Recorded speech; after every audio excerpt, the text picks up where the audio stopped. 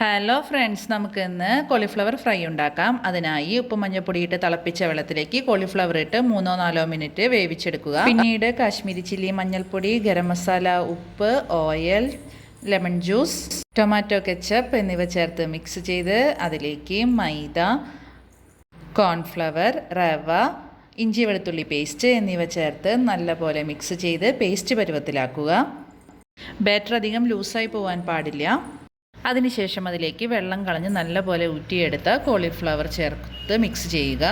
Mix ചെയ്തതിന് ശേഷം അത് കുറച്ച് നേരം റെസ്റ്റ് ചെയ്യാനായിട്ട് വയ്ക്കുക. അതിനുശേഷം പാൻ അടുപ്പത്ത് വെച്ച് ഓയിൽ ഒഴിച്ച് ചൂടായി വരുമ്പോൾ കോളിഫ്ലവർ അതിലേക്ക് ഇടുക. ഒപ്പം തന്നെ കുറച്ച് കറിവേപ്പിലയും കൂടി ഇട്ട് കൊടുക്കുക. നല്ലപോലെ ഫ്രൈ ആയി വരുമ്പോൾ എണ്ണയിൽ നിന്ന് കോരിയെടുത്ത് ചൂടോടുകൂടി കഴിക്കാവുന്നതാണ്. ഈവനിങ്ങിൽ ചായയുടെ കൂടെ കഴിക്കാനായിട്ട് അടിപൊളി സ്നാക്കാണ്. ടൊമാറ്റോ സോസോ ചട്നിയോ ഡിപ്പ് ചെയ്ത് കഴിക്കുകയാണെങ്കിൽ അടിപൊളി ടേസ്റ്റ് ആയിരിക്കും.